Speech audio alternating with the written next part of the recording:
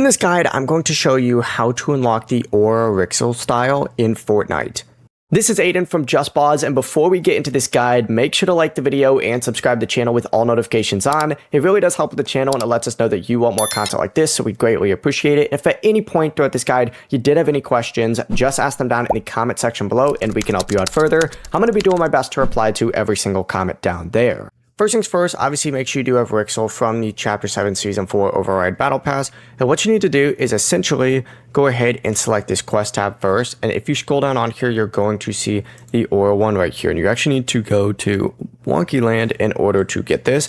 But get into Battle Royale and essentially make your way over to Wonky Land. And there's going to be a code that you need to enter in right here.